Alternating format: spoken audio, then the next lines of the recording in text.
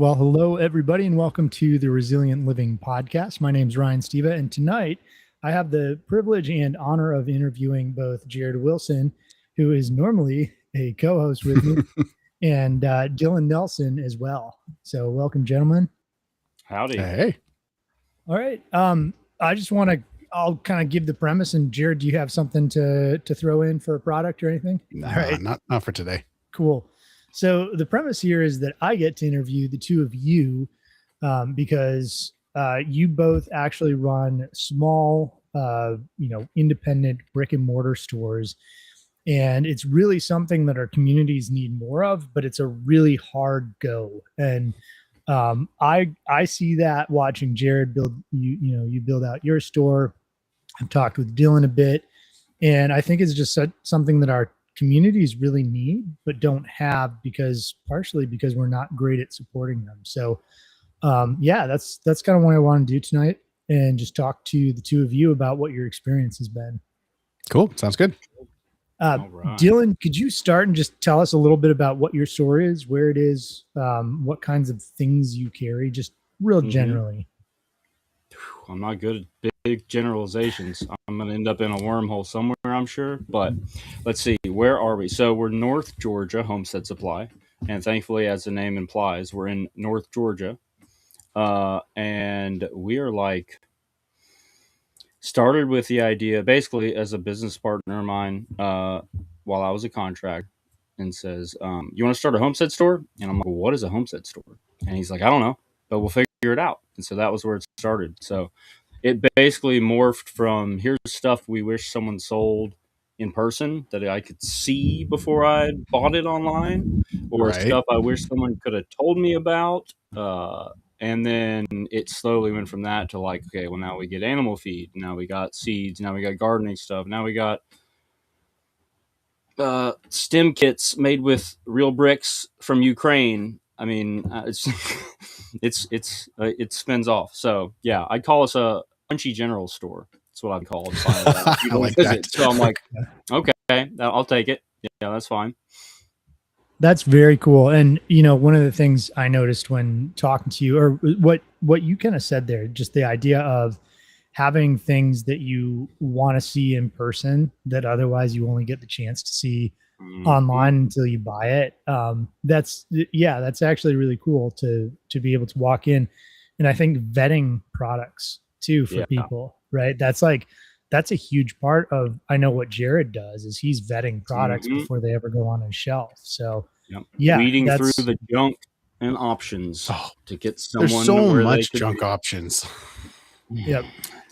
Amazon has done such a disservice to a lot of industries, but ours especially. Yeah, because you can get just about anything, but most of it is junk, and it's really tough to tell. It looks really pretty, and you think it might work, and it's a reasonable cost, except that having to replace it. That big, yeah, right. That looks great, and then it's this, what?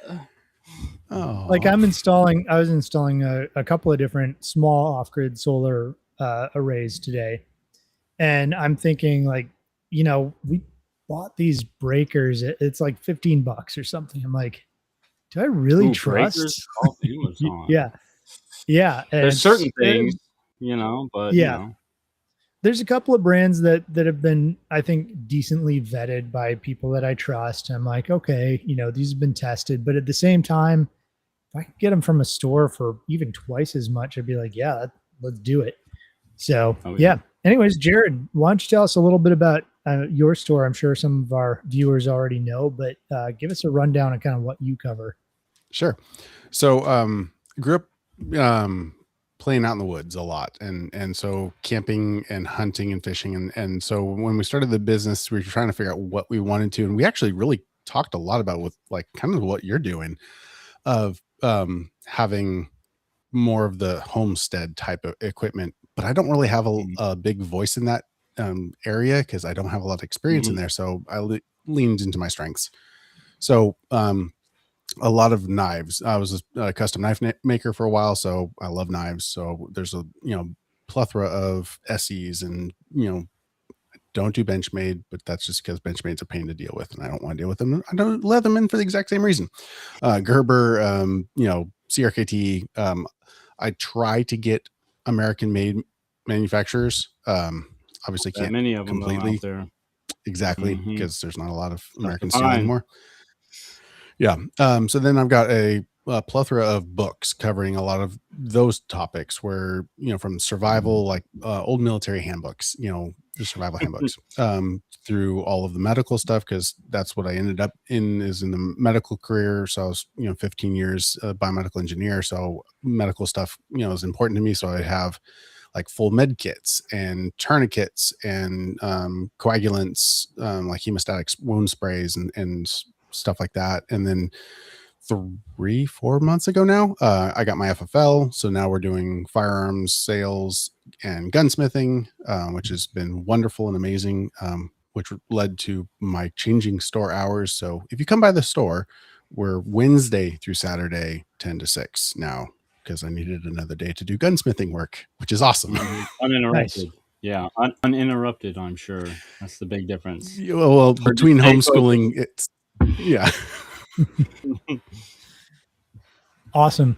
Well, okay, you guys can choose who wants to answer this one first. But one of the things I was a bit curious about is what has been a product that has surprised you that you've either ended up carrying because people wanted, or that you were carrying and more people bought than you thought would? I got a couple in mind. If you want, Go for Jared, you can think for a while. Yeah, go for it, Dillon. Let's see. So classes for one.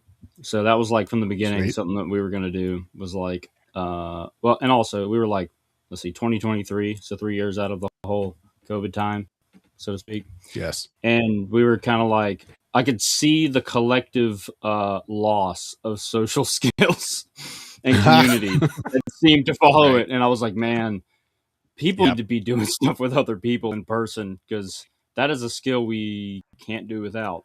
Not for long. You can only live in the cabin in the woods so long before, it gets a little hairy. So that was a big part of it. And then just finding out like how many things, I'm a very, what would we call it? Multifaceted, chronic hobbyist who bails out at about 80 to 90% competency. So I have a lot ADHD. of skill sets. What's that? Sorry. And so for me, it's like, what do you mean? Like how to learn something? You just like become obsessed with it and then go to the deepest dark depths of that thing possible, and then come out, have way too high expectations, try to do it, do pretty good, but then still decide it's not good enough and toss it to the side and then go do something else.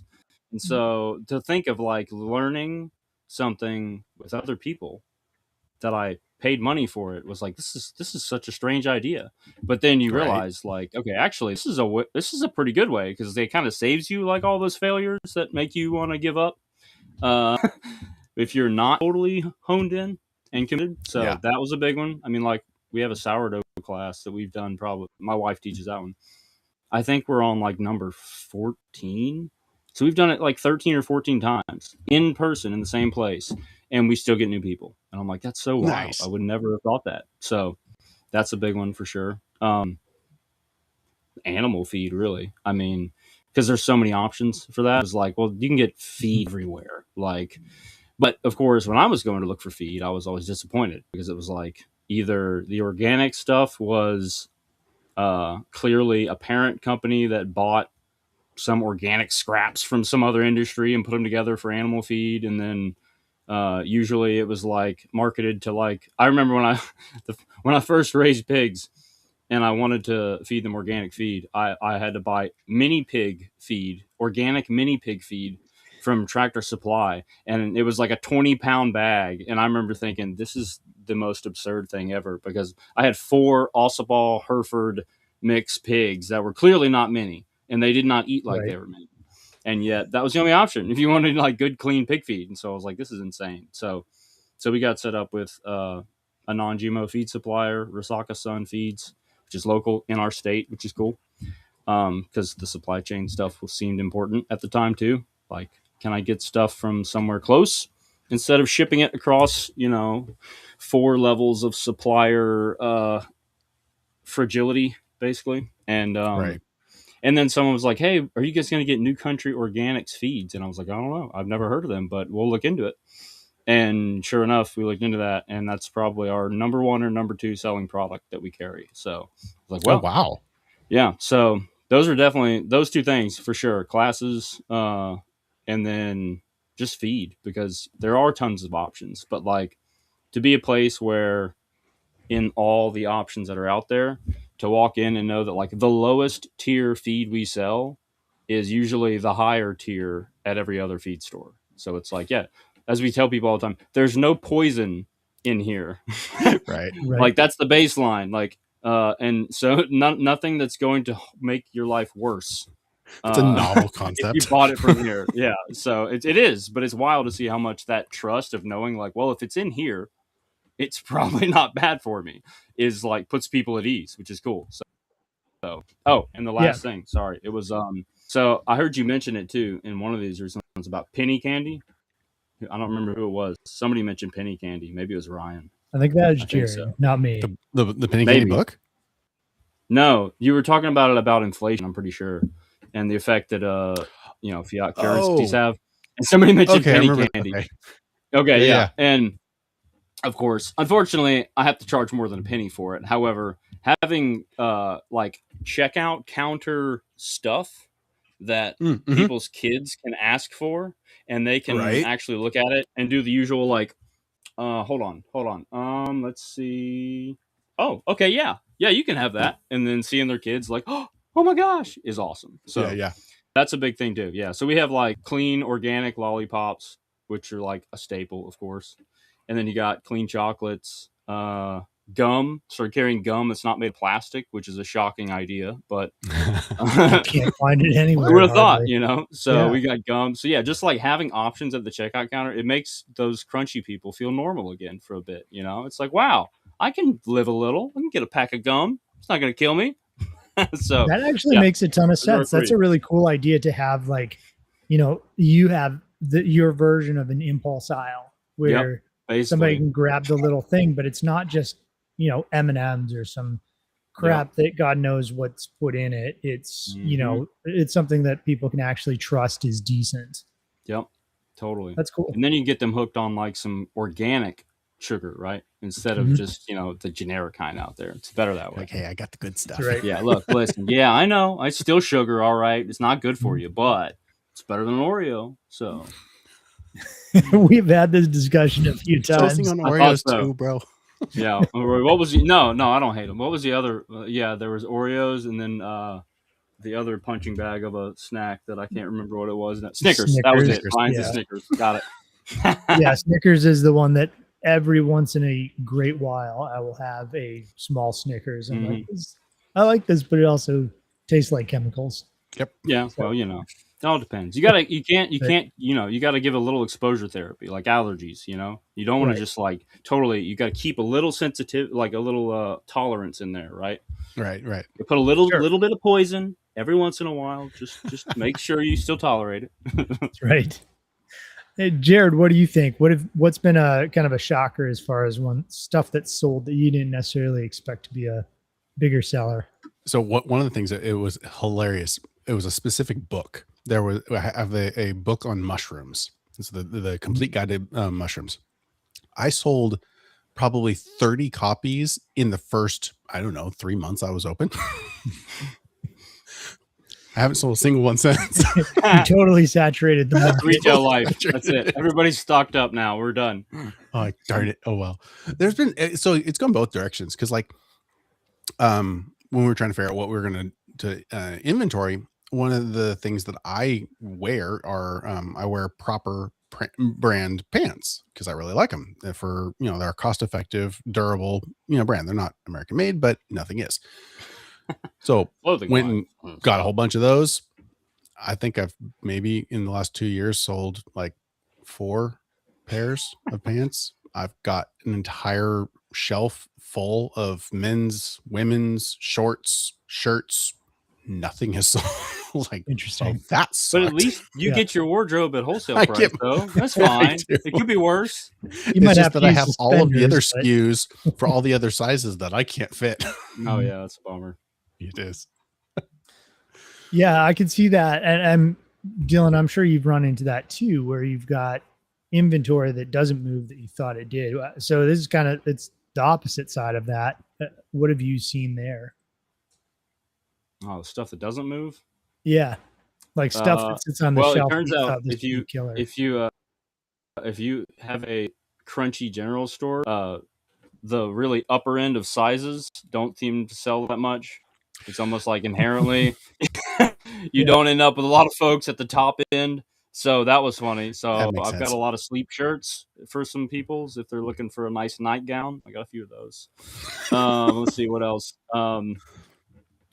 Right now, well, there's a good one. All right, so come Christmas time every year, we basically try to switch over like a gift shop because that's just what you did in the general store, so Yeah. it fits. And so we try to find like unique, high quality, weird, fun stuff that's gifts that people can buy. And one of those that I already alluded to was these building kits that are like actual bricks. So they're like made out of actual brick. And there's some that are actually like cinder blocks, like it's legit masonry, and you can glue them together and build stuff out of them. And I thought they were the coolest thing ever. And so I got like a couple different varieties.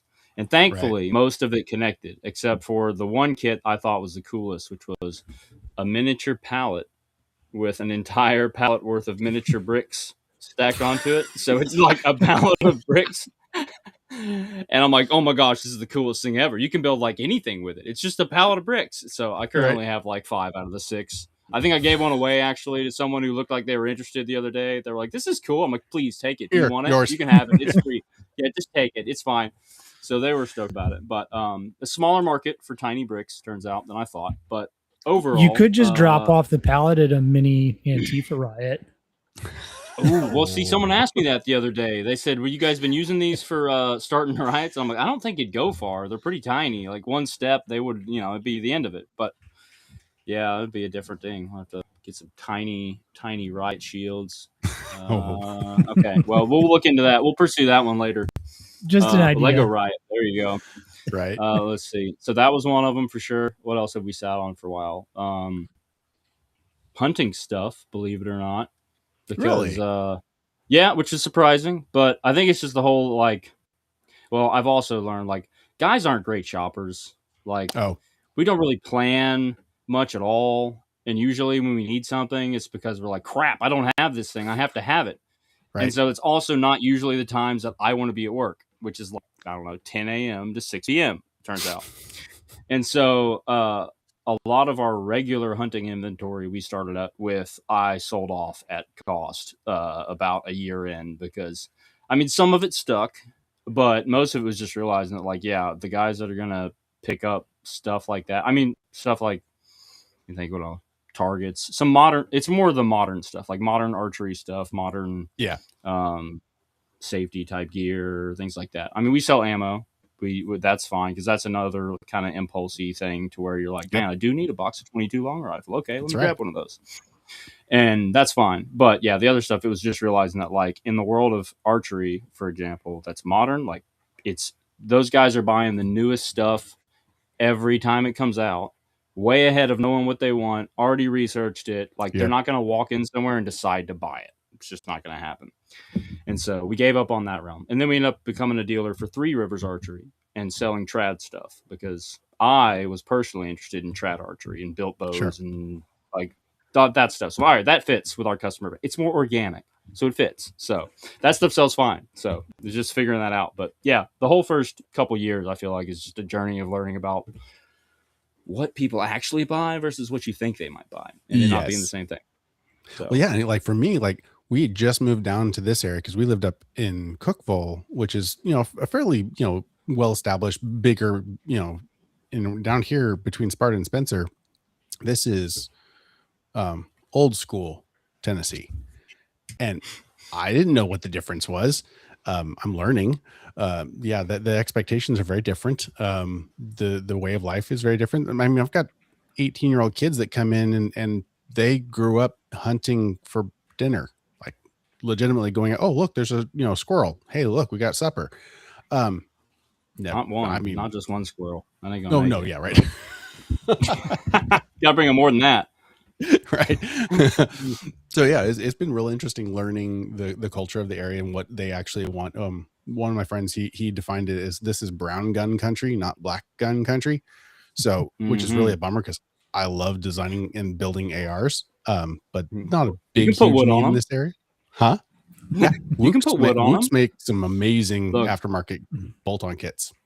They're amazing. I have to look into that because Yeah, I don't like my WOOX. black one. It'd be cool if it was wood. They're beautiful. Walnuts. Oh, they're gorgeous. Oh.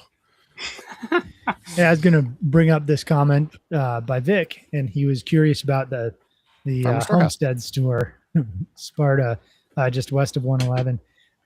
So, Vic, I think you're talking about the Farmer's Storehouse, if I'm not mistaken. And yeah, they're still there. I actually know John personally. I had dinner with John 2 nights ago. Oh, very cool. Yeah, good guy. I think they are planning on expanding down by Franklin, actually. He's got lots of things in the works. Yeah, their biggest thing is clean grain for humans. Yeah. Mm-hmm. And then they have some other odds and ends in high quality food. But yeah, you're right. It's a bit posh for sure, but they've got a good bougie there. As they could say. Yeah, it's one way to put it. That's right. Yeah. But yeah, if you want clean grain, Farmer's Storehouse in Sparta it's kind of an odd spot, Sparta to, but he's made it work. It's probably got a good distribution line somewhere near a good interstate or train track, or that grain's one of those things where it's like, we sell grain. Yeah, we sell grains. And that's what we've been realizing with that. It's one of those products that it's all about the logistics because you're moving a perishable, heavy thing without a whole lot of value. So right. Challenging for sure. Yeah. Margins suck on that, don't they? Well, it's about in line with anything else you sell as a feed store, like feed. And I was talking to somebody about that the other day. I said, turns out if you sell real things, there's no way to cheat a bunch of extra money out of it. It's a real thing that required real production and real work, and therefore you can't make not real money off of it, which is a bummer, but it's just the way it is. Right. So don't start a homestead store if you're trying to get rich. It's not the path. You gotta stick with something else. Yeah. All right. So Jared, maybe you could start this one off, but what role has community played in the success and value of your store? Everything. I mean, everything. So we did a big push on Facebook to try and get, some surface area. Didn't go anywhere. We spent a lot of money.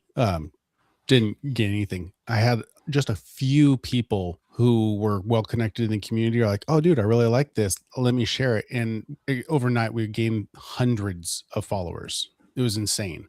And community was everything. And so that's been one of the best things for me is, Dillon, you'd mentioned, teaching classes. So I got to teach a women's handgun safety class. We had, 22 women show up. It was great. We did a CPR class. I had a friend of mine come down. She's an EMT coach. She came down and taught an actual CPR class. People got registered and certified as, knowing CPR. It was great. And that's been wonderful for the community. And they've responded very positively, and they want more. They every time I talk to anybody, they're like, when are you going to do another class? I'm like, well, what kind of class? Like, I don't care. Well, just teach something. It's like, oh, okay. Like, you do blacksmithing, right? I'm like, yeah. Like, well, teach that. I'm like, what? Like, that's the random. Okay. So yeah, it's been great. Community's been everything, and we tried to push it in the shop. Like, caveat. I'm an introvert. So when there's more than 2 people in the shop, I get a little antsy, but I take advantage of the opportunity and I introduce them. And that's been wonderful because I've been able to introduce people to each other that maybe, live near each other or have very similar, mindsets actually that's one of the, if you come in the shop, I can instantly tell whether you get it or not. And if you do get it, then we all have the same mindset, and it's great because we all get along whether we know each other or not. So it's been wonderful. So yes, community, awesome. Can't recommend enough. And if you don't get it, then you got to help them get it, right? Yeah, well, like you look lost. Would you like me to explain some of this stuff that's really weird? Like, it is. Let me help you make sense of this foreign land you're in here with all this stuff. Well, so the symbol for our business is like this hillside with these two trees that look like leaves. There's been a lot of confusion as to what exactly it is I sell in the shop with these leaves that are green. No resemblance whatsoever, but bamboo. Is it bamboo? Is that what you're into? Yeah, that's right. It's bamboo. Yeah, bamboo. Yeah, it's resilient fiber. Why not? Makes good blowgun, good staff.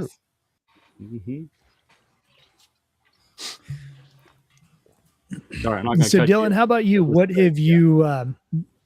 What role has community played in the success and just generally in your store? Well, I mean, it's kind of.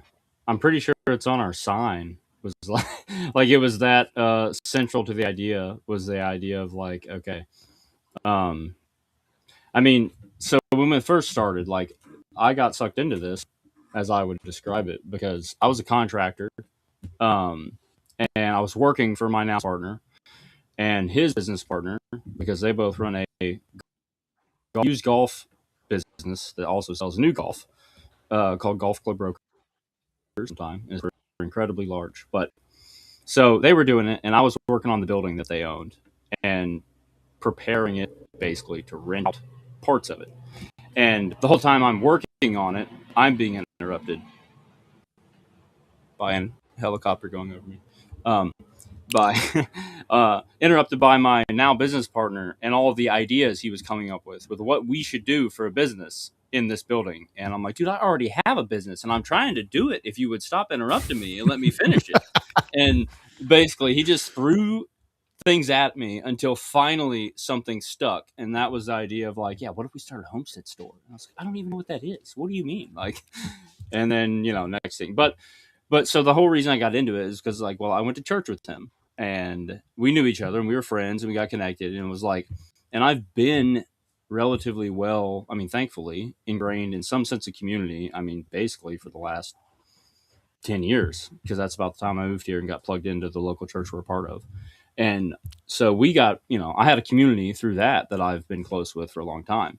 But I mean, I know and I could see that, like, not everybody had that. And it was obvious, though, that everybody desired it, or at least most people desired it. And I was like, okay, so how do you, like, offer community that is genuine and is, like, authentic, not like, I don't know, built around something so shallow that it's really not going to last? Like, how do you actually get people to make real friends?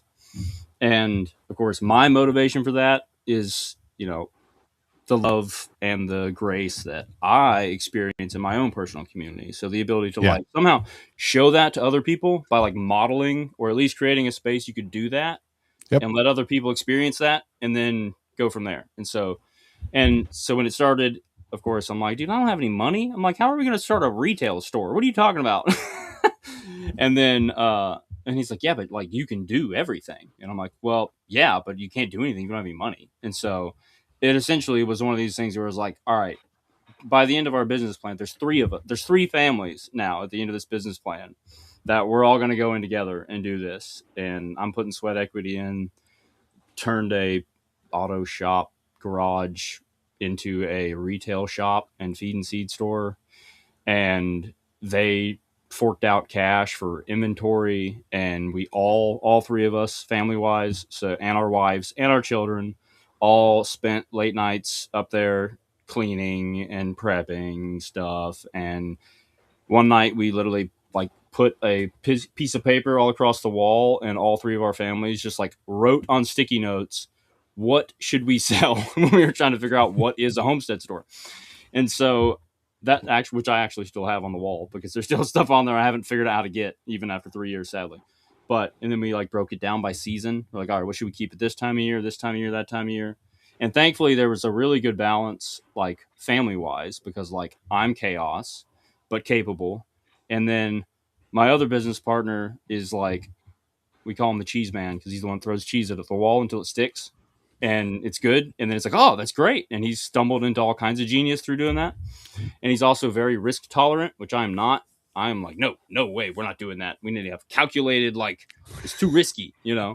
And and then our other business partner, Heath, he's the one that started Golf Club Brokers, the golf club business, and he was an ex-programmer, and so he's Mister like thinks about the processes a lot, and his wife is super organized and just bossy enough to like keep me in the beginning focused on what we were doing, as well as like on top of me for getting things done for a while.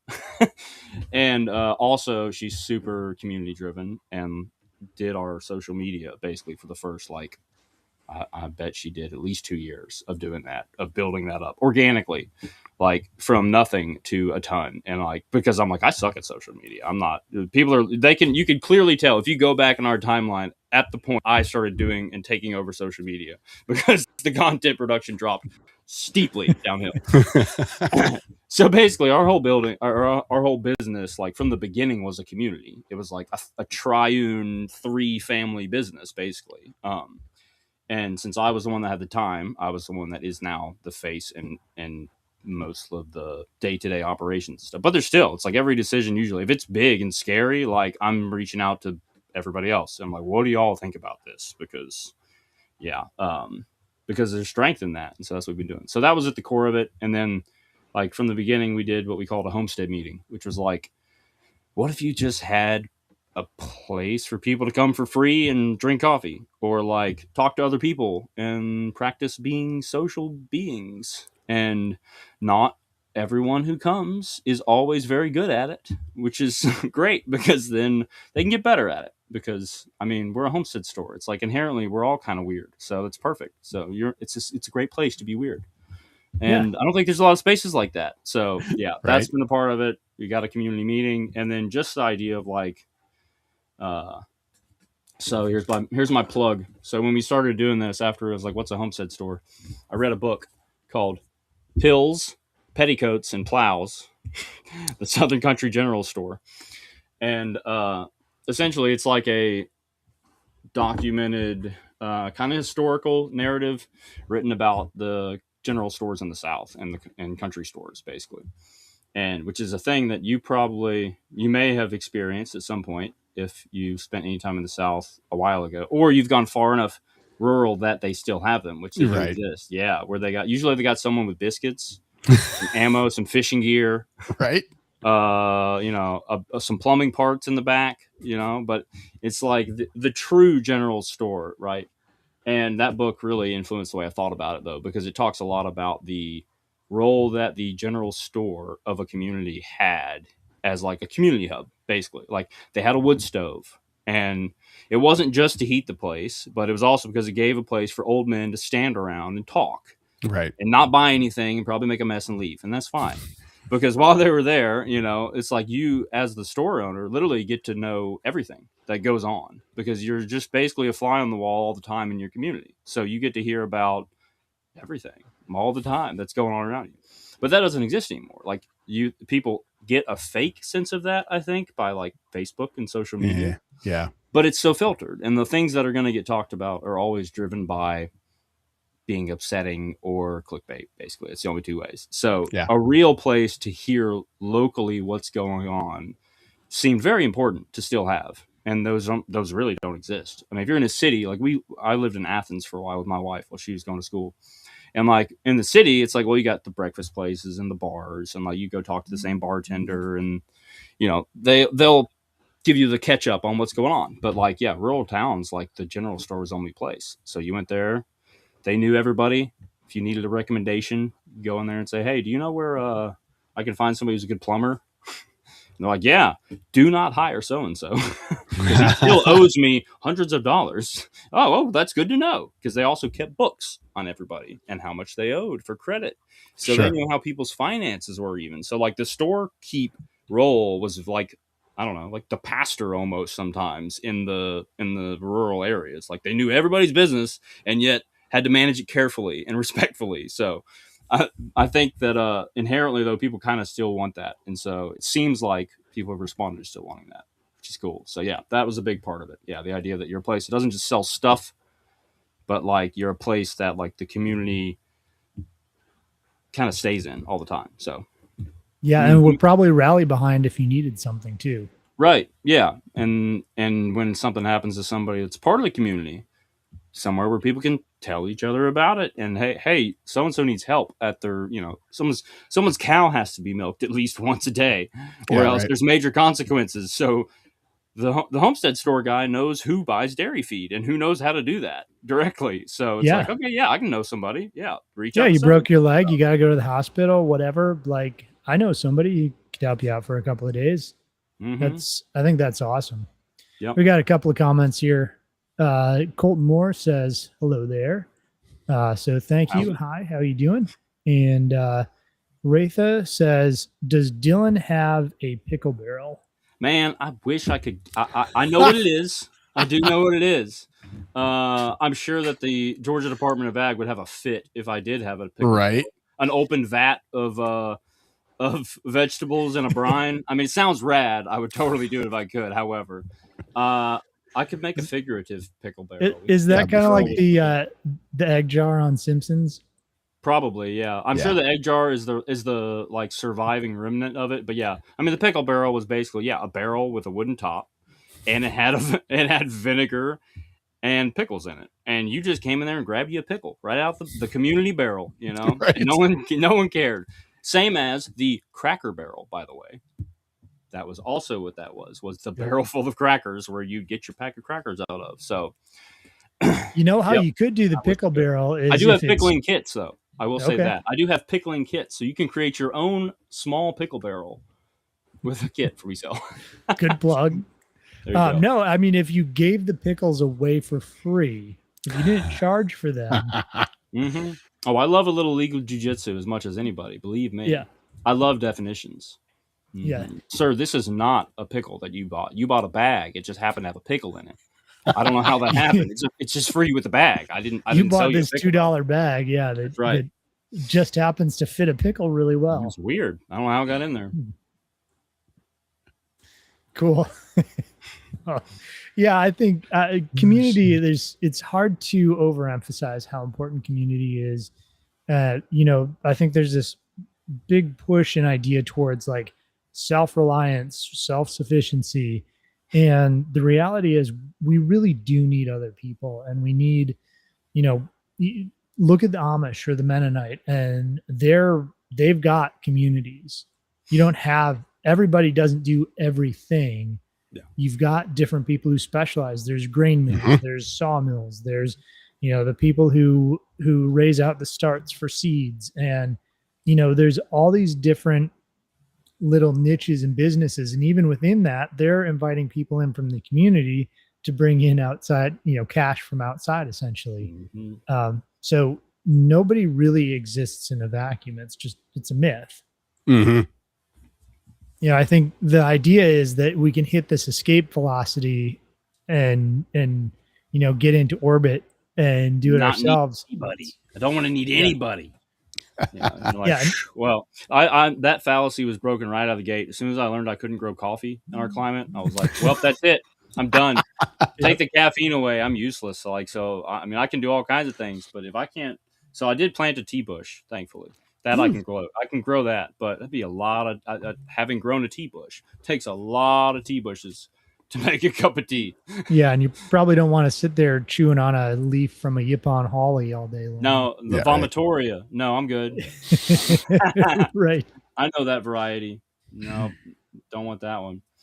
But yeah, that was a thing we encountered a lot, I think, and that's why, because I mean, from the get-go, we still have a lot of customers, I think, that come from the prepper kind of self-sufficiency world. But I almost didn't put that. I mean, I bet you that word is on my website somewhere, probably for SEO purposes. But that word in and of itself, comes with an inherent fallacy of that idea that you can be self-sufficient. And it's you can be you yourself can be sufficient in a lot of areas, but you cannot be entirely sufficient for long on your own, because you cannot meet your own needs for companionship and friendship and relationship at the end of the day. I mean, unless you got multiple personality, I don't know if you can make that work with that, but I don't think most people can do it. Maybe those people are cut out for living in the woods, could be actually. So, but yeah, that was the whole thing. I'm like, you can't do that. Like, I've tried it. If anybody could do all the things at once and do them well, like us ADHDers would be the ones.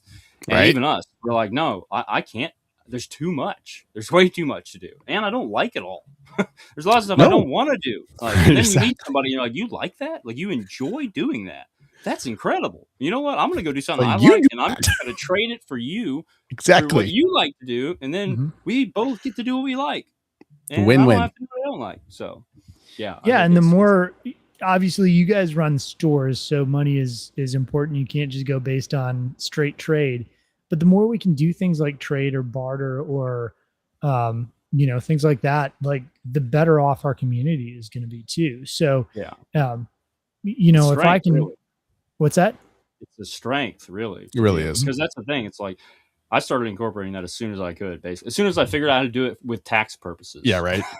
I was like, all right, how do I do this without my accountant being angry?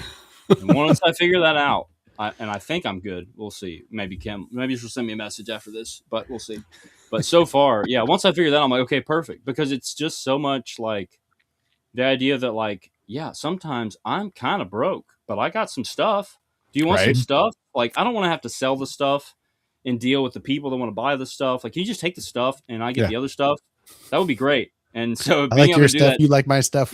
Yes, that's right. It's important. And that's actually in that book. It talked about that, like how big of a role. Because like the general store guy, the manager of the store would accept people's goods to basically pay back their credit to the store. Like if you owed the general store money, you could literally bring in eggs and he would credit your account for the value of the eggs that he would then sell the eggs. Like that's how they got eggs. If you know, like that was of a lot, like a large percentage of the products that they sold was people who brought them in to trade for credit on their accounts. So yeah, it's a huge part of that, especially for a local economy. That's really cool that you bring up this idea of the history of a general store. I think that makes me think of, like, I don't know, just this really interesting old time system that we've missed. And in homesteading, that's something we really need, is some of these things that people used to do. There's a real reason for that. And never really thought there'd be a book written about it, but it kind of makes sense that there is. Yeah.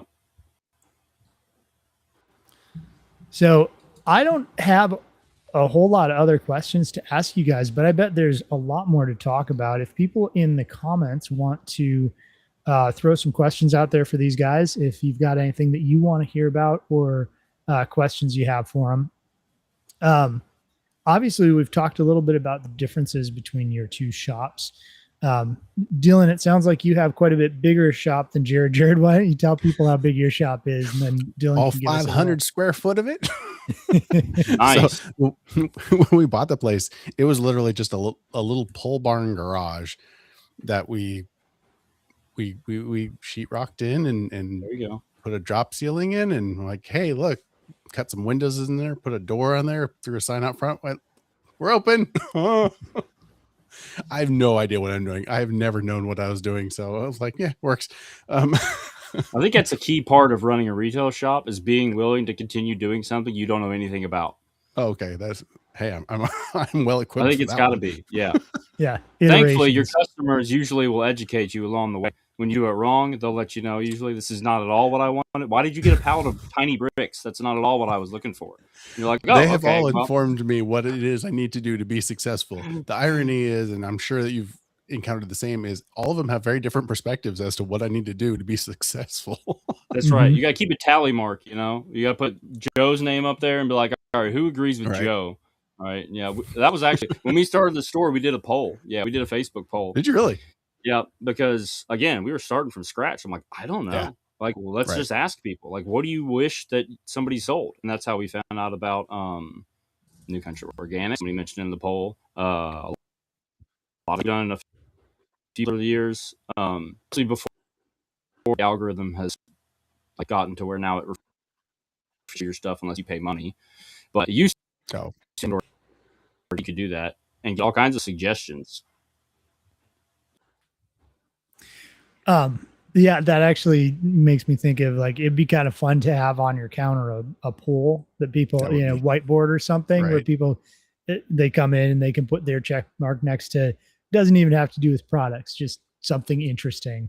It'd be kind of fun. Dillon, how big is your shop? I think we might have lost him. Uh-oh.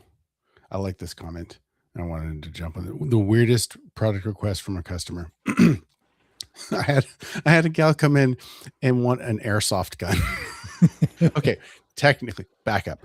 She wanted to solve a problem. She has a small arena where she does like equestrian arena, but for kids. Mm-hmm. And so she wanted to do all of the things. And one of the things is where they go around the arena and they shoot the balloons with, 45 or whatever. And she wanted that, but for kids. And I'm like, well, what about airsoft? And she knew nothing about airsoft. So I went ahead and found her an airsoft gun that was a perfect replica of an old Colt's, single action and got her an airsoft gun because why not? Because I do weird research like that because it's fun. Oh, you want to throw any more at us while we wait for Dillon to come back to reanimate here? Yeah, right. Like I think one of the things that I enjoy the most is doing the research, because people come in with questions and thoughts and ideas, and being able to bring that to life and create something from nothing is been really fun for me. I think in the last 3 months, the number of custom orders, so like things not off the shelf, is probably about 70% of my sales in the last 3 months have been non-stocked items. It's really shifted really hard. And some of that's because of the firearms, but just in general, it's just a lot of very particular questions wanting very particular solutions. And like, yeah, sure, I can figure that out. Why not? A backup camera, a wireless backup camera for a car. Yeah, sure, I can figure that out. Just randomness. It seems like sourcing is, that's one of your specialties, sourcing and research. And so it makes sense. It is because like, I wanted to pick Dillon's brain on this one because, so like, say you go on Amazon and you have multi tiers of quality of item. When I look at the, it's like, oh, this has 4.7 stars. It's $20. This one only has 4 stars and it's $40. Obviously the cheaper one's better. Not necessarily, because the type of person who's going to buy the higher tier item has a higher requirement of that item. So their analysis and their descriptions of problems is going to be very unique. So I treat them as tiers, and I address them as such, and I deal with them like, okay, for my low tier item, this is the best of the low tier items, but this item, yes, it is double the money. It is significantly better. There's, fewer issues, whatever. So doing those types of evaluations, like I'll build spreadsheets to evaluate my generator. When I was doing research to buy a generator, I wanted to know what fuels it could run, what the fuel per hour rating is, what the wattage output was, what the cost was, I had all these things. And I created this matrix where it would actually create a numeric value of each item. And so I could evaluate them directly, because it's hard to correlate. Oh, this is a 4,600 watt and it costs $600. Well, this is a 7,000 watt, but it costs, $800. Like, how does that actually like meter out? And so I created these spreadsheets because how else are you gonna do it? That sounds kind of like a meta-analysis, but for generators. Yeah, basically. Oh, we got a new question here. And I think this is for ordering products. It's, do you make customers pay up front or once the product comes in? So it depends. With firearms, I have been, just because there's such a huge capital outlay for that. For smaller items, especially if I know the customer, and this kind of goes back to the whole general store thing, is when I know you, it's like, dude, I know where you live. Like, I know you're not going to stiff me, pay when you come to pick it up. I don't really care.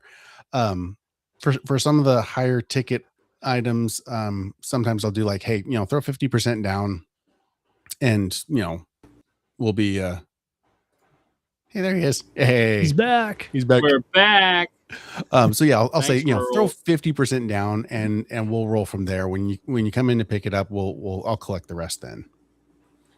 All right, Jared, here's the question you missed while you were in Frozen animation. Weirdest product request from a customer. What do you got, man? Ooh. All right, let me think carefully. That you my can talk air about gun? online. Yeah, I can talk about any of them. Well, actually, hold on. Let's see. Oh, Can you see who's in the chat? I'm just kidding. Any government agencies? No. Let's see here. as long as the ATF's not there, I'm good. Oh, they're there. They're always Okay. there, Jared. Don't you worry. I know. Let's see. Weirdest product requests. Let's start with one I got today, which would be just obscure herbs, really. So, like, we are a dealer Okay. for Frontier Co-op. Not that type of herbs. But those people know. They're like, oh, they're not going to ask me. But no, it's more like what was the name of the one today that I got? Well, one was Jamaican sarsaparilla, which apparently is really suffering because Jamaica got whacked by some bad weather not long ago. Yeah. I don't know. When was that? I don't know. But I haven't looked into it. All I know is it's affected the supply chain for Jamaican sarsaparilla, which is a key ingredient in root beers, as well as lots of herbal supplements for menopause, I believe. So either way, all I know is all I can get is Indian sarsaparilla, and that will not cut it, as I found out. So that's one of them. And I get many things that are asked for by common names that I'm like, give me one sec. Will you spell that? And I'll write it down. And then I'm like, Google, Yes. what is this called? And then I'm like, oh, okay, now I got it. So a lot of that, a lot of weird because it's new and I had no idea, which my ADHD brain just loves because I get a new wormhole to chase every day. So that's no problem. Let's see. Black powder for somebody's mini cannon. That was cool. My Which insurance I do was have. adamant, no powders. Yeah, I don't have any. All right. I never got it. I never ordered it for them. So Ray T-Tone, if you see this, I never ordered your black powder. But don't come and get it sometime. So that was wasn't one. for the 4th of July. Yeah, right. No, nothing like that. No, like black powder, like the pepper, medium grind black pepper. Right. Yes. We do have a lot of that. It's good. What else was a weird one? I had a felon ask me if I sold guns. That was a fun one. To which I then replied, man, right. Yeah, right. It's like, my place must have looked like the place. We were a safe place, at least to ask, apparently. Right. To which I promptly replied, no, but I got some knives if you're interested, because I'm pretty sure that's all you can legally possess. So, and he did buy a knife, I think, so that's fine. So, but it was a small one. It's a small one, guys. It's all fine. It was a non-violent you can get an felony. air gun. So. Get a crossbow. You can have a muzzle loader. Muzzle loader, technically. Yeah, which we can get. Build your own muzzleloader kits from Three Rivers Archery that I have yet to cash in, but I'm dying to. They got a pistol one. It looks like so much fun. Still waiting on the blunderbuss. Nobody has the blunderbuss yet. That's the one I really want to see. Yeah. You know what that is, right? Heck yeah. Like the pirates would just throw random crap down the barrel. It's just got the big bugle like shape a funnel. in the end. Yes. Yeah, a handful of gravel, throw it in, ready to go. So, what else? As long as your target is slightly up from wherever you're standing. Yep. Well, you can you can take your sock or something and use it as a wad, I'm sure. Make it work. What else? Obscure. I mean, yeah, those probably are those are towards the upper ends of the lists, which I love because, like, honestly, one of my favorite things is to get asked for something that I don't know what it is because I'm like, Yeah, ooh, right. tell me more. What are you going to use it for? What is this? Now, I've also found out many times that when people will ask me for something, and then the very important question, which is, what do you or do you mind if I ask what you're Right. using it for? Yes. Very often I find out, no, that's absolutely not what you want. Like that is the opposite of what you actually need for that purpose. Let me Yep. explain why. This is actually what works way better for that. Here, try Yep. this instead. And usually people are like, oh, great. And that like circles back to that idea we talked about. I think we were live, maybe not. I don't remember, but about like, yeah, the plethora of options online Oh without yeah. any guidance or like what you call it, sheepdogging, no sheepdogging to actually get you to what should be used. And so that's just we so yeah, lots. But I love getting weird requests for stuff that I have no idea what it is. It's great. Yeah. Lots of And garden. that Oh, brings up a seeds. Lots of seeds. Oh yeah. Seeds that I've seeds. never heard of. Especially beans. There are more types of beans than you could imagine.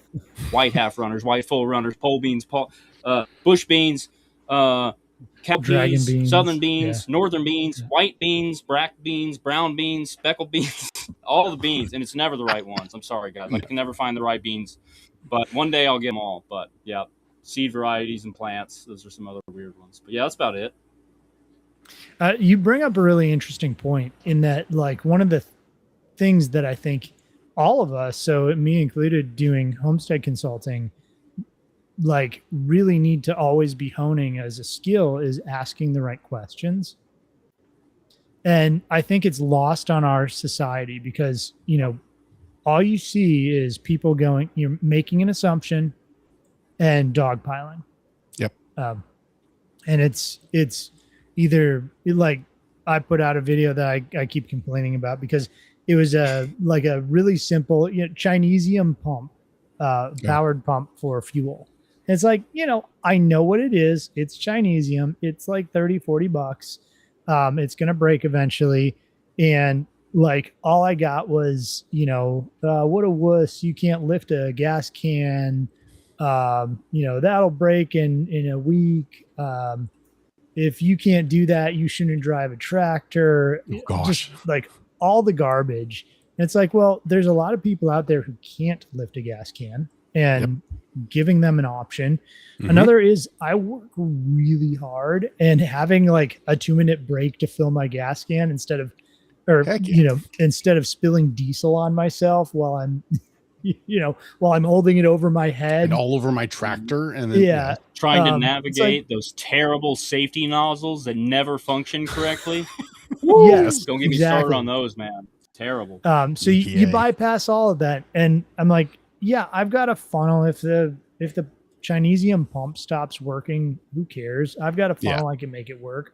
But I don't need to work harder. I can work smarter for a little bit and not lose muscle mass or whatever, Anyways, the point being, that rant was about the fact that we kind of dogpile on these ideas, and we may have no idea what that person actually wants or needs. And for all of us, the ability to ask good questions of, okay, that's a cool thing. I'll look it up for you, but we've had a lot of success with this, and we've seen a lot of these come back, or, most people are replacing this thing with this thing because it saves them, a ton on labor and time and whatever else. Like, having that knowledge and that experience and the talking to different people who do different things and being able to kind of amalgamate that to help our clients is huge.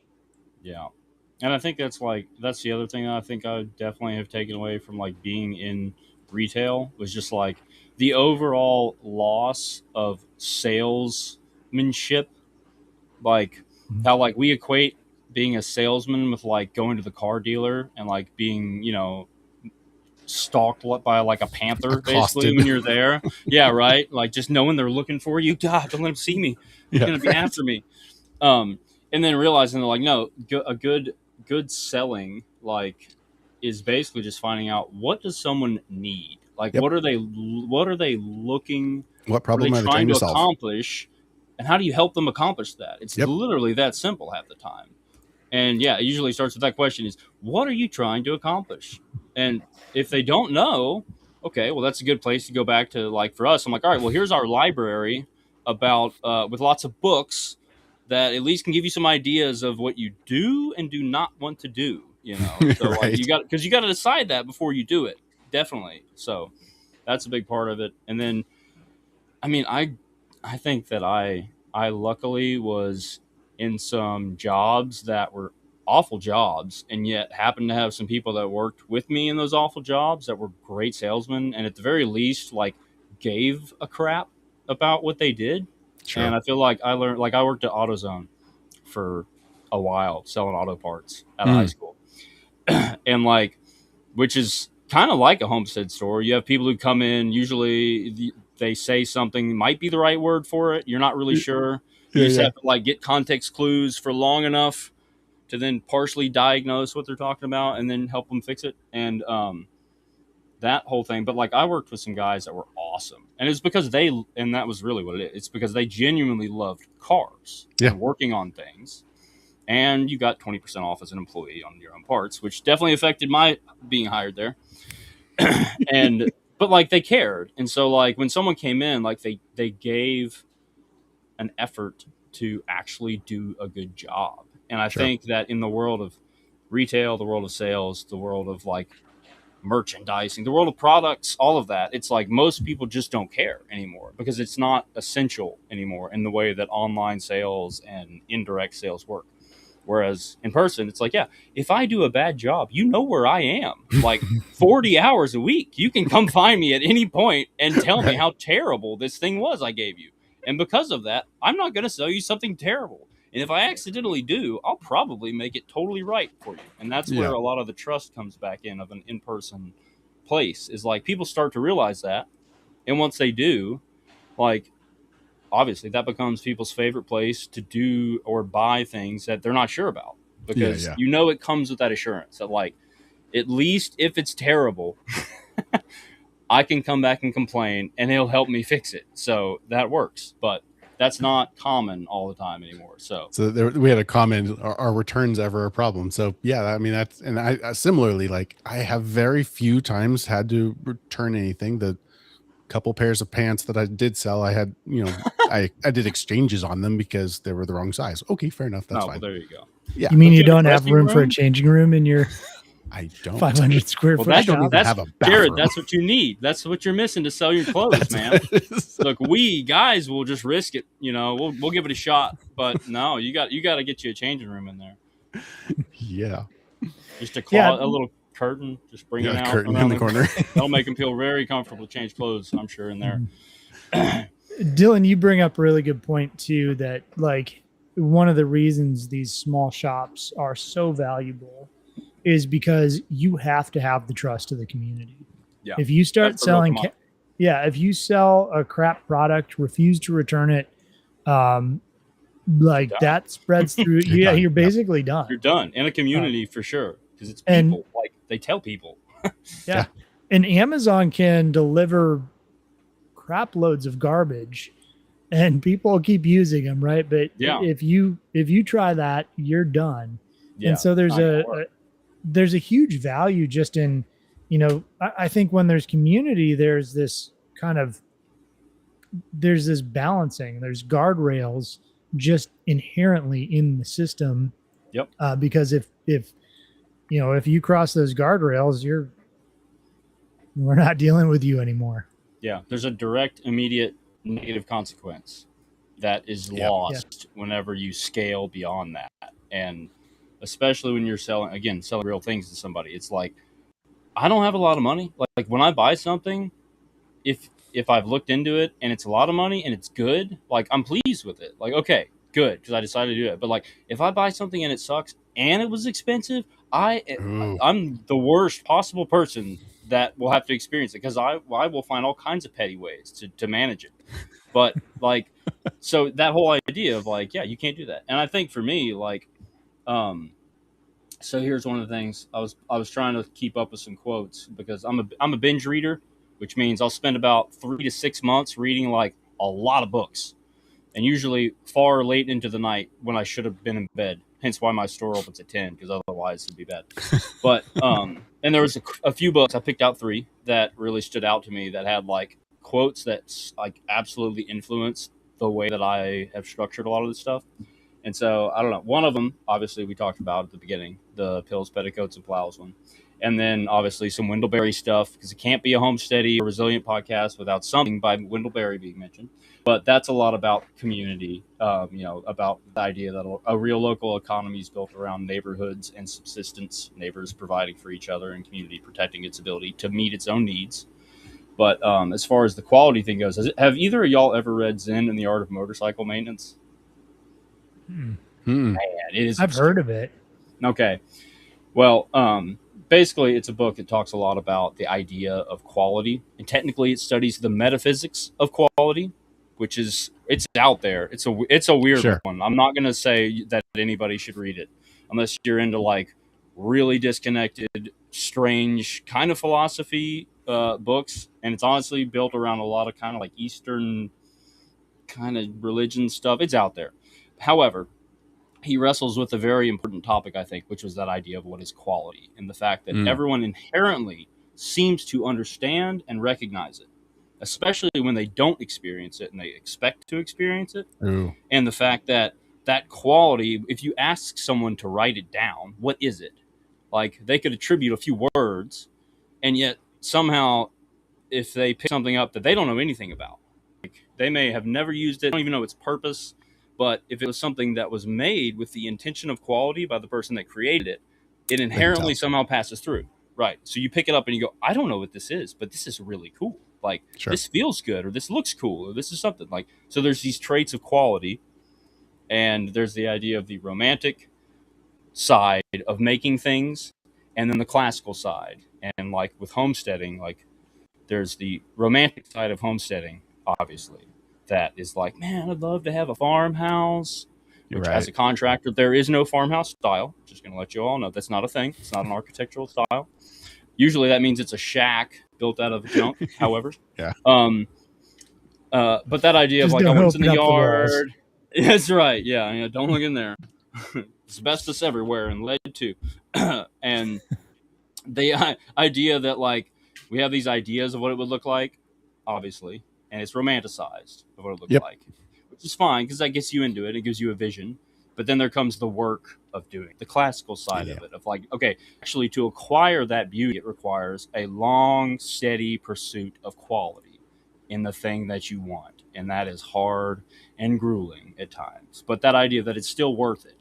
And so like that loops into the way that I think it's important to do good sales is like, yeah, it may take months to convert somebody sometimes to actually spend $1 on some things. However, if you've done that by building a quality relationship with that person, that even though it took months to get there, like once they're there, again, you've earned their trust and like you're their guy about stuff and they'll stick with you. Yeah. And so it's worth it. It's just, it's not romantic. Usually it's very frustrating sometimes and hard work, but at the end it's like it has value. So yeah, there's a weird obscure book reference for you to dig into one day. I like it. Actually, we may have just lost Dillon again. Oh, he's back. My goodness. That's quick. Look, guys, So I I had swear a question. I'm even on a wired cable. I bought low voltage network cable tools before this just to learn that entire trade so I can have an actual cable connection for reliability, and here we go. But oh well, we did our best. Did you go with the A standard or the B standard?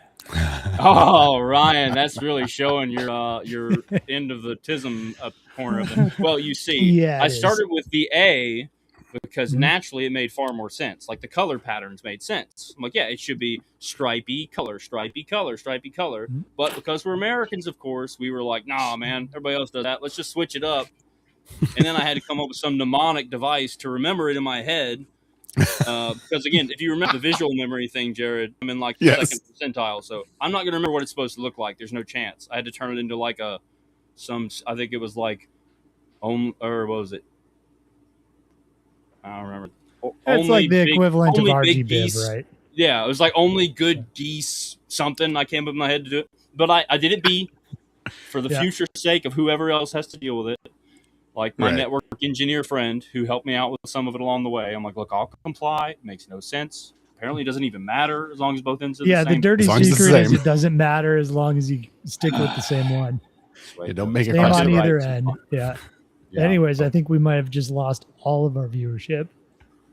Sweet. So Well, No, we had to do I'm was joking. talk about network cable, and next thing you know, gone. That's it. Gone. They're like, Yep. what? Cat cable? Ugh, I'm out. All right. So, Dylan, you kind of brought up an interesting point. And I'm actually going to ask Jared this one first, or let him kind of riff on it. But how long did it take before you started noticing or actually getting meaningful business? Ooh, we had okay. So when we started, it was we had an initial excitement, and so there was a big spike. So for the first 2 months, we were actually quite busy for a significant amount of time, and then it plummeted. And when I mean plummeted, I mean like I might have had a person in the shop once a week. Plummeted, like Wow. it died, and it was very sketchy. Terrifying. Yes, I'm okay.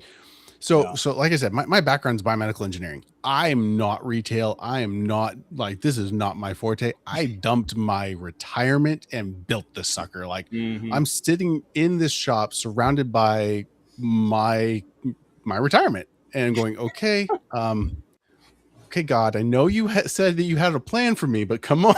Like, did I mishear this? Oh no. Exactly. Oh no. I screwed And up. so yeah, seriously.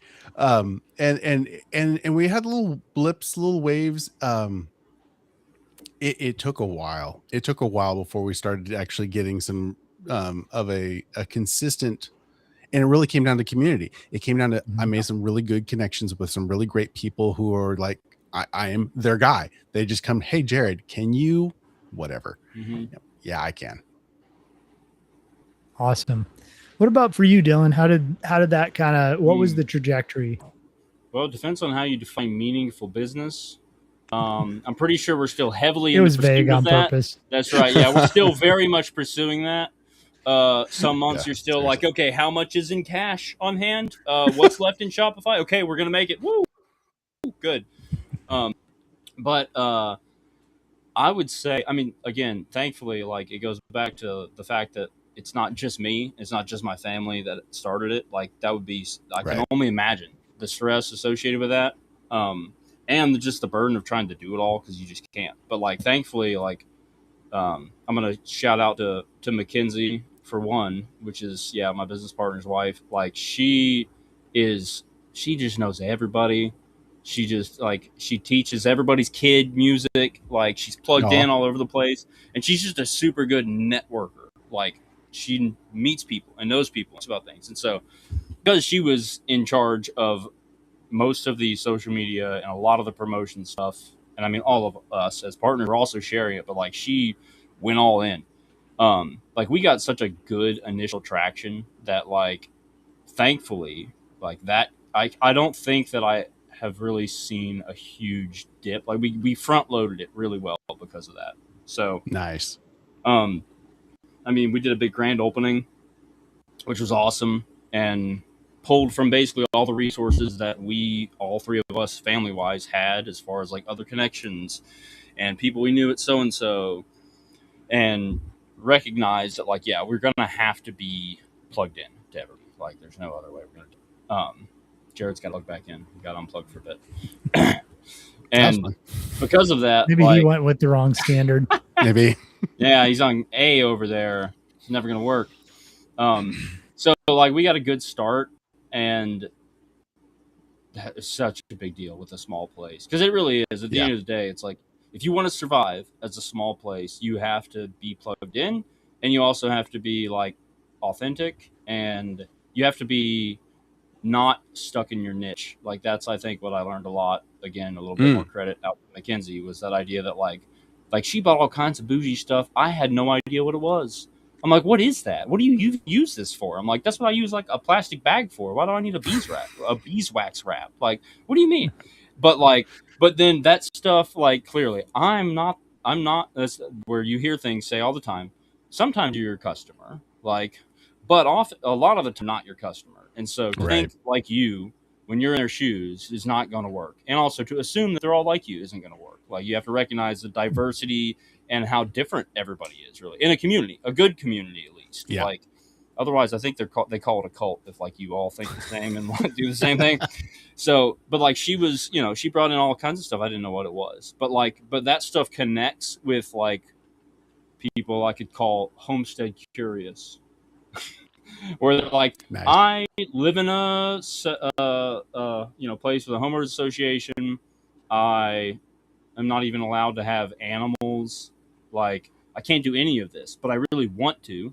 And so when Right. they go somewhere and they're like, well, actually, I can do this. Like, I can bake some bread. Like, there's no Can rules raise against some that in quail. the homeowners association, right? Yeah, some pet birds, as I tell them. Look, this is an Yes. emotional support bird. It's a pet. I don't know what the eggs fall out. I just collect them. I was supposed to do. So Muscovies.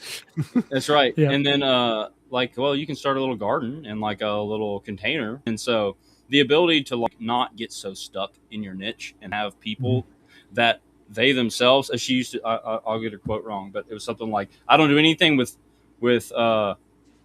fur, feathers, or I don't know, something else. I just remember like, really? How does that work? But like the reality of like the strength though that comes from that, from being diverse and like not just being, obsessed with the thing you're obsessed with, not just putting all your Sure. stock in pallets of tiny bricks. Like, you gotta branch out. So from the Right. beginning, thankfully, that was pretty well established. And my other business partners, my other business partner Davis and his wife Bess, like, they're a lot more like us, meaning like cheap and we'll make anything we want.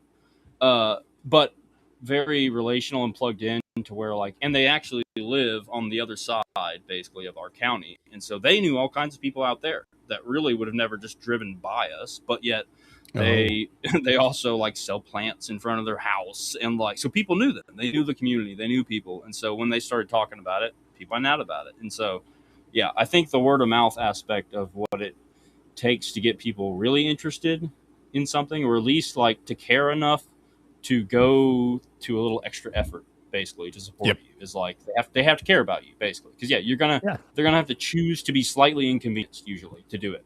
Like this person. I bet you know who that is, Jared. That's Caleb.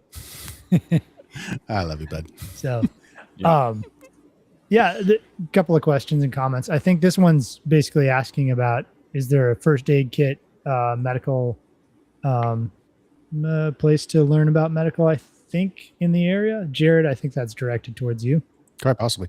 So I have taught the class, and I have resources for the doing first aid classes. I was actually just working on doing one because we're looking at starting up a Saturday homeschool group, and that's one of the things that we're looking into is having a first aid training day.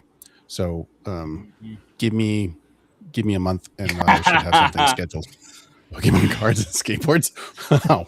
All right. Yeah, that's mine. I recognize that one. That's directed at me without a doubt. All right, look, when you're ADHD, all right, and you have your own store, all right, there's this concept in retail called novelty and surprise. All right. And Yep. so in the land of novelty and surprise, you find something you didn't expect to be there, and then you put it there, and you see what people do. And even if people don't like it half the time, they're just like, huh, that's interesting. And as humans, we love novelty and surprise. It's why TikTok and Instagram is a hit, right? Because you can Sure. just, ooh, surprise, surprise, surprise, surprise, surprise.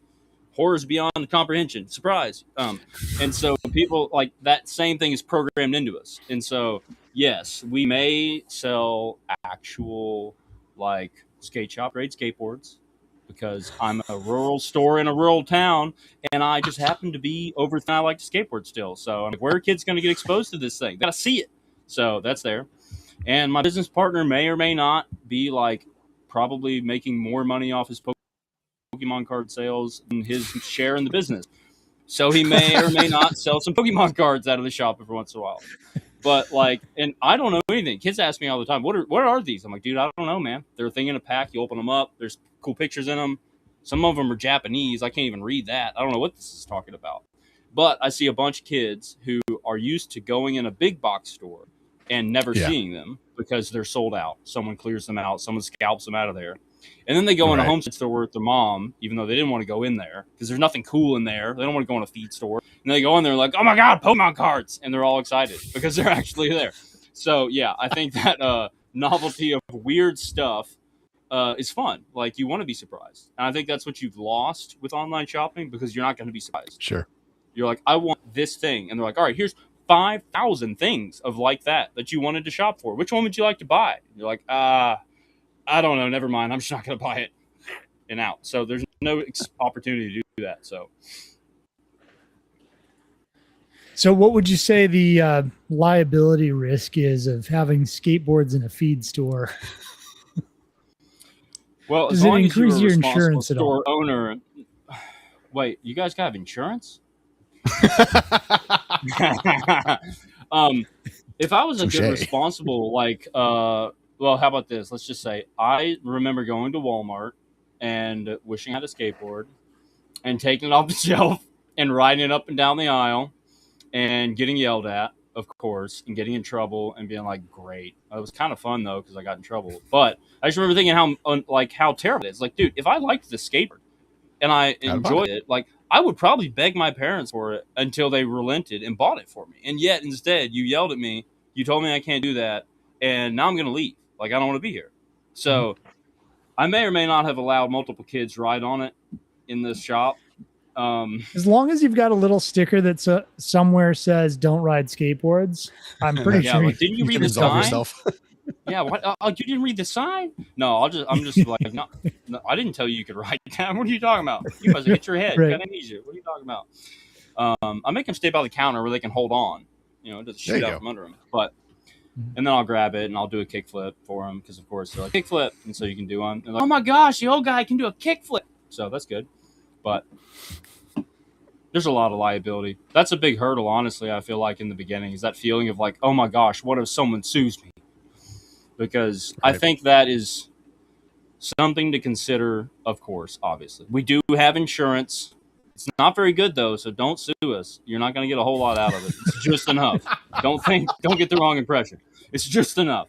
But the idea, again, of like, okay, well, when the people that come in the store know and trust you, like, they're going to have really had something terrible happen to really ever want to pursue something legally. Like, you have to have done something really wrong, like intentionally, usually, because most people are not like that, I think, when they're dealing with another person. When you're dealing with a corporation, however, I mean, they're like me sometimes. Like I said, I'm petty. I'm like, dude, if I bought that thing off Amazon and it's broken, I'm going to chase that return down forever.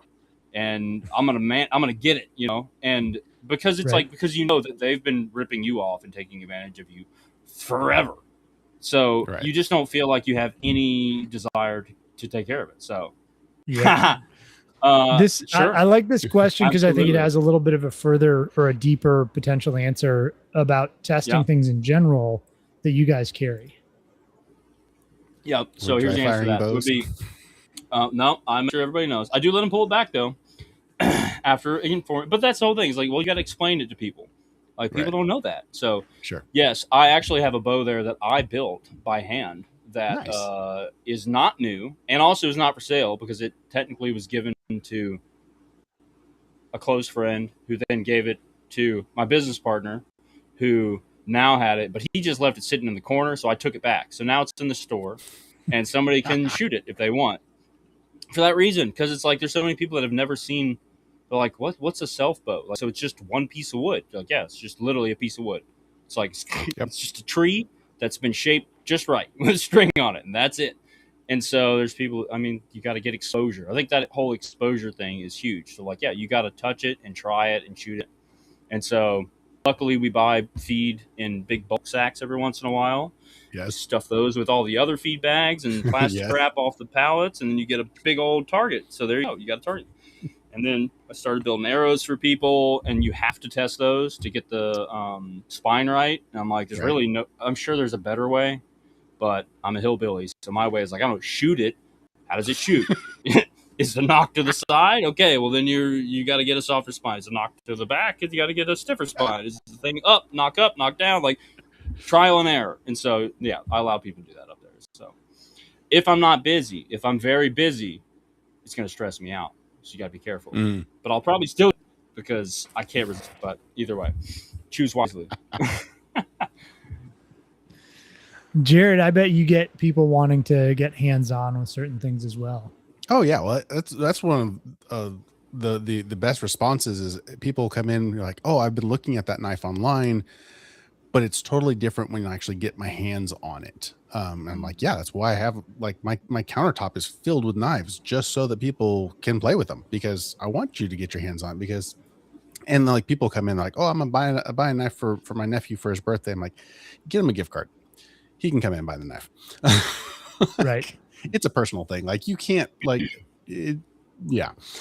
So no, a lot of people they want to feel it, they want to see it, they want to actually experience what it's like. I'll pull my guns down off the wall. I'm like, hey, look, this is the AR I built, you know, this is why I set it up this way. You might want to consider this. Here's my pistols here. I'll walk you through how, you know, to get a proper grip.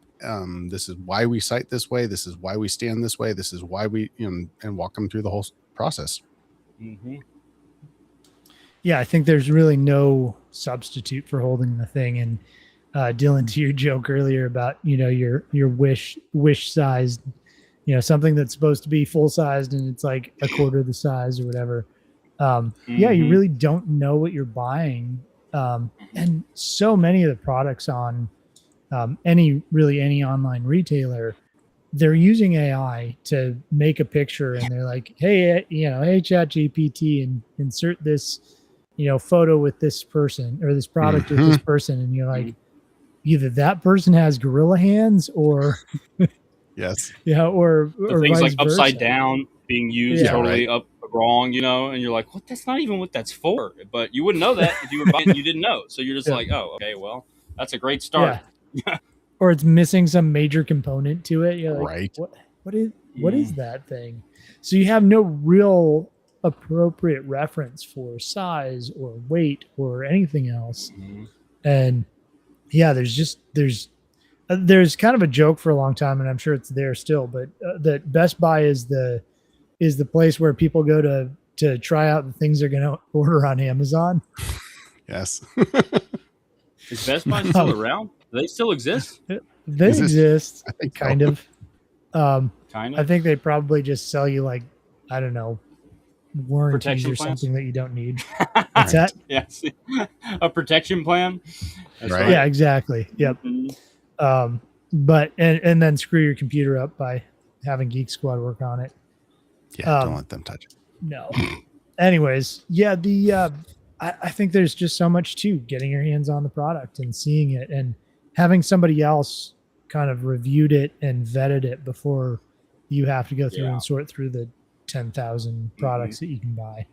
Yeah, I've bought a lot of stuff that like I've realized that like because it's great for an ADHD guy because like literally you buy something shiny, the first thing you get to do if you want to do a good job selling it is open it up and try it out.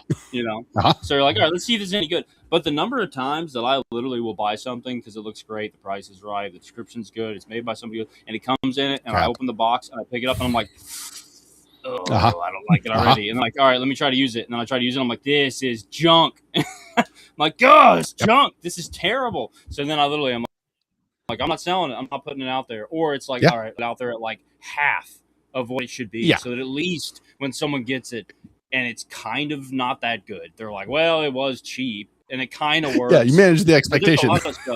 That's right. Yeah, because that's what it should be. It's like, yeah, if it was cheap, okay, well, yeah, you've accepted the risk.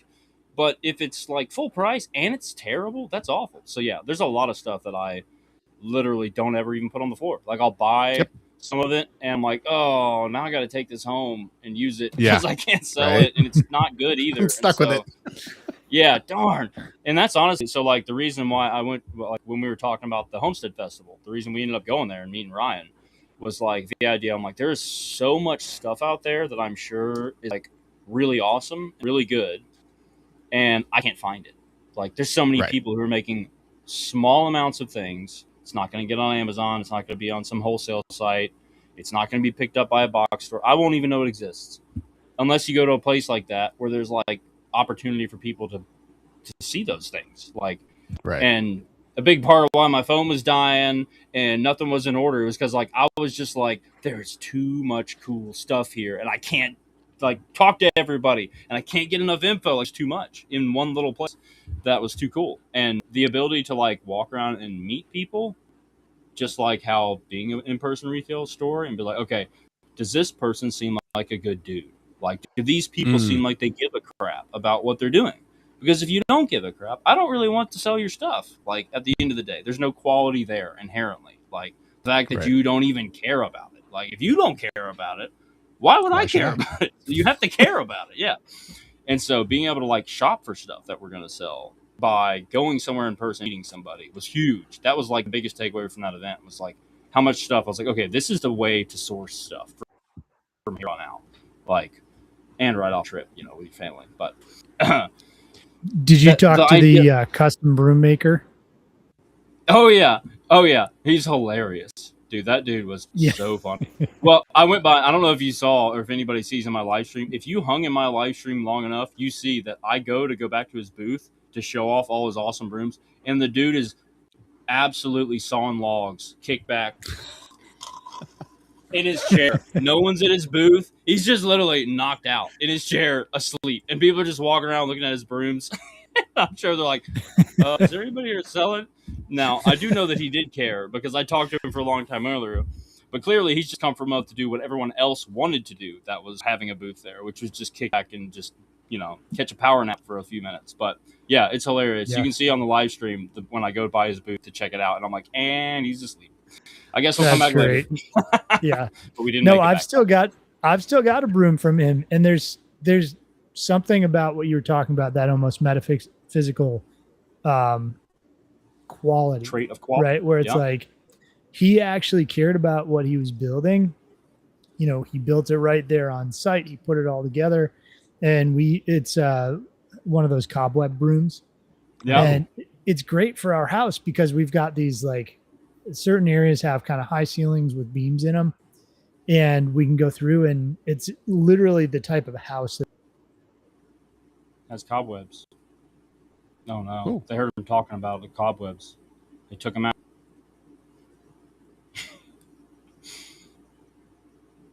Oh well. I'm still here. Jared, can you hear me? Yeah, I can. Great. Well, now it's Brian's turn to get logged out and logged back in, apparently. Technical things. There he is. I don't know if that's the storms. That's weird. Yes, that was. We just ATF. The ATF. After Jared. Probably. It's like, you're letting people pick up what in there? I was playing with the Chris Vector that I put an FRT in this morning. It was great. I know what the second acronym means, so that's good. I'm halfway there. Chris Vector that's right. Has a reciprocating mast that drops down so that there's no muzzle climb. So with an FRT, it shoots really, really fast and really, really flat. So kind of like a muzzle brake, but directional. So it actually has a physical mass. If you ever played like Call of Duty, you've probably seen it. It's this really weird, chunky looking thing. Fair enough. And so the mag is in front, the trigger's here, the barrel's actually low, and it has this big, huge counterweight that moves. It's a bizarre setup, but it works really well. That sounds something if you did a video of, you'd have people telling you like they told Ryan, dude, why don't you get some muscles, man? Why don't you hold your gun still? Come on, man. Just hold it. Shoot. Just manhandle it. Get some strength, man. Come on. Some forearms. Dude, pick up some feet bags. Build some forearms. The comment section on that video with Adam about the bees is wild. Like the number of people arguing. The number of people arguing like, well, he can't possibly be raising bees. I'm like, there's no way you can do it that way. It's not possible. Yeah. Well, no, bees are, and you know what? I'll give it to him because, like, I kept bees for like, I don't know, 7 months, and then one day I came out and they were gone.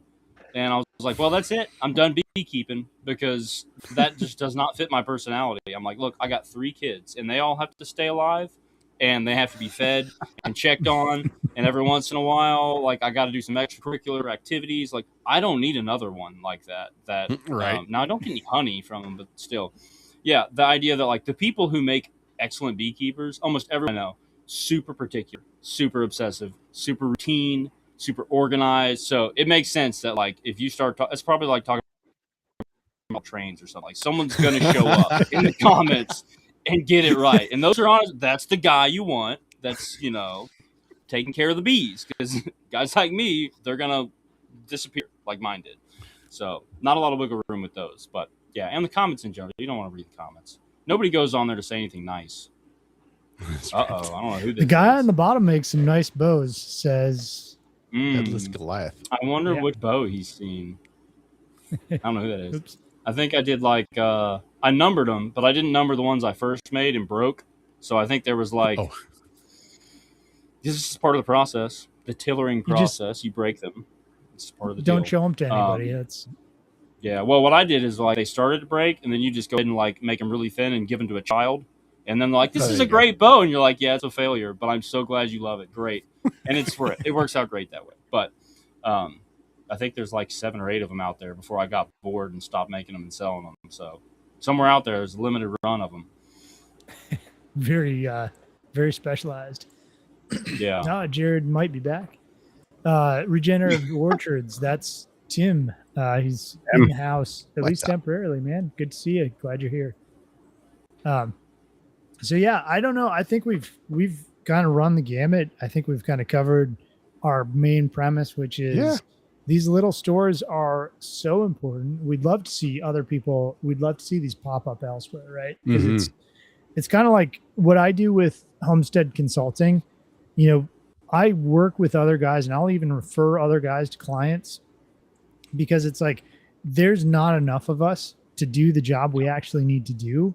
The biggest thing is actually people knowing that we exist. Yes. Yeah. And I think it's the same with you guys, right? And that's Very why I much. can have 2 of you on at the same time and have no conflicts really, because you're doing slightly different things in kind of the same genre, Right. but 2, because we need a lot of little stores all over the place, rather than, you know, people fighting over minutia of, you know, maybe somebody bought the pants from Dillon instead of from Jared or Right. something.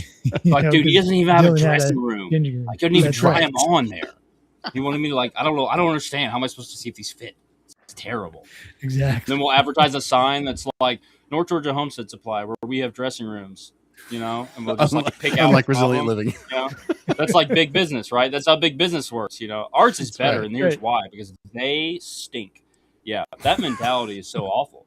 I really do. Like, it so has destroyed. Like it's so hilarious, because I'll have sometimes that are customers that like, I'm like, I know your routine. I know how often you buy feed. I know you weren't in last week. All right, I know you eat somewhere else. Fine, I'm not upset. It's totally fine, because you know what? It was probably after 6 p.m. and I didn't want to be here and available at that moment. Right. And so it's like, you know what? That's totally fine, because somebody wanted to be open after 6. And if they want to be open after 6 and get your business, great. Like, I don't power to have them. to do it all, because again, it's impossible. You can't do it all. And the idea that like that whole famine mindset of like, there's not enough business to go around. Like, now sure, there's been times where I'm like, there's not enough money to go around. We need more business. But like the idea that somehow to get business, you should take it from someone else. Like, maybe sometime you're selling something better and you're doing a better job, sure. But usually there's reasons why you're not the only guy that has to do everything. You're not Walmart. You don't have to do everything for everybody. Like, find someone else who does it good. Find another business that does good. Like, I send people to other local businesses all the time.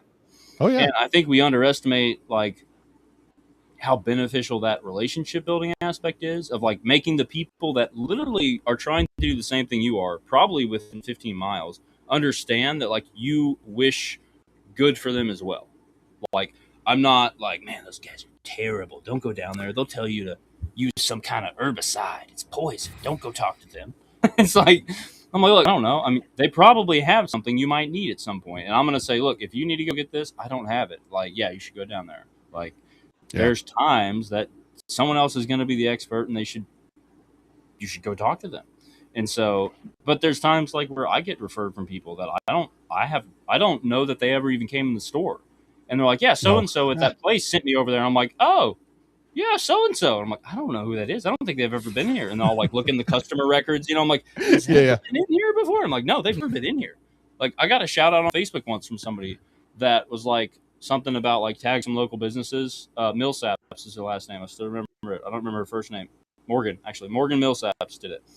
And of course, she like shouted us out in some like small business page, like Sweet. tag your local businesses that are doing a good job. And I was like, I don't know her. And I'm like going on the customer rate. I'm like, she's never even been in my store, which at first was like, well, that's really cool. But at the same time, I'm like, does she really exist? Who is this person? Oh. And then like 2 weeks later, she comes in and my employee is running the register at the time. And she asks her email address. And I'm sitting in the back, probably should be doing something, but instead I'm listening in to what's going on in the front. And I hear her spell out her last name. And spells her last name. And I was like, wait a minute. And so I walked up and I was like, did you say Morgan Millsaps? And of course she's like, huh? Like, Oh, yeah. no. I'm like, did you tag us on Facebook for local business? And she goes, oh yeah, I know, And I'm like, you hadn't even been in here. She goes, oh, I know, but my friend so and so or something had been here all the time. She's always telling me about y'all. I just thought I'd tag you guys in or something like that. And so I literally gave her like 10% off her card. I'm like, that is Heck so yeah. cool that you did that and just literally just thought to tag us. You never even been in here, but like the power that someone else recommended us was enough to get her to go to that effort. And so there's so many people that have like left reviews for us along with that. I like did not realize how important having people just like, value what you've done for them like exponentially multiplies. It's like the generosity principle. Yeah. Like when you do really good for somebody, when you give somebody more than they paid for, the fact that they then go and do more than you expected of them, and that it goes on and on and on and on. But that's so counter retail and sales and business culture, I think, that it doesn't make any sense. And yet it's how it works. It's almost like it's a principle from another world, possibly. Could be. But yeah, could be generosity.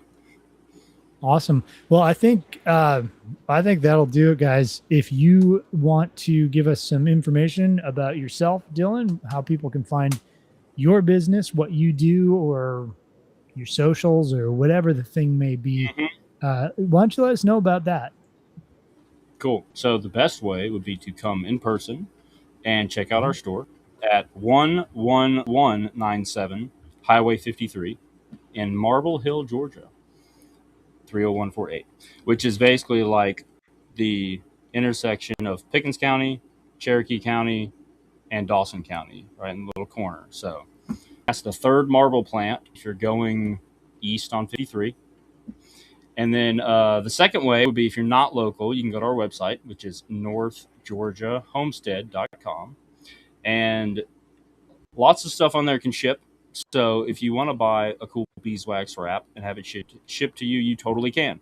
So if you go on our website, it'll say at the bottom of whatever product it is, shippable, or it can ship. And then some stuff like 50-pound bags of feed, you don't want me to ship it to you because it's more expensive than the feed. So that one, but you can buy online for in-store pick. So our website for that, we post our class schedules on there. So usually those pick back up in the fall because in the summer, most of us are families and we're all running ragged, cutting grass and running kids around. And so we don't do a lot of classes in the summer, but fall through spring, we're busy with stuff. So that'll pick back up. So that's listed on the website. We got an email list that we send out a weekly newsletter written by a human. That's right. Be proofed. I'm sure there's AI proofing in the spell check these days, but it's written by a real human being. And then you can check us out on Facebook under North Georgia Homestead Supply and Instagram under North GA Homestead, I believe. And we're not on TikTok, but we'll be starting our own podcast soon. I should mention that. So we've got so many conversations I've had with people that I'm like, this is too much for me to remember and write down. Like, and where there's like, this story is too good for me to try to butcher it and retell it. So we're going to have this conversation on recorded media. So that'll be picking up soon.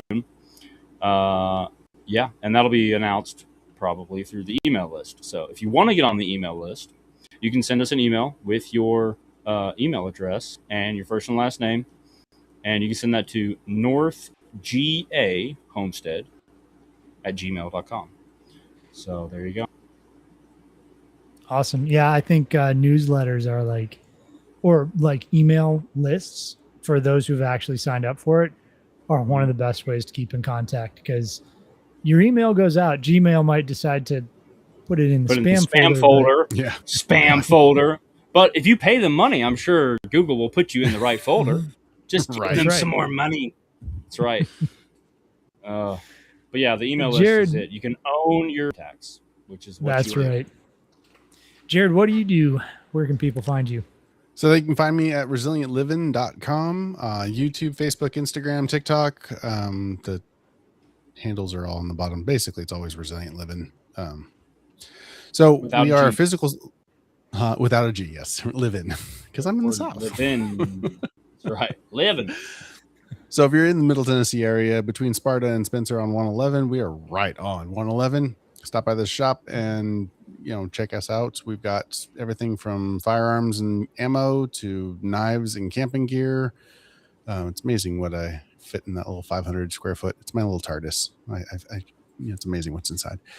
So yeah, we will be starting up our classes soon. Let me figure out the whole homeschooling Saturday thing first, and then I'll get back to regular classes.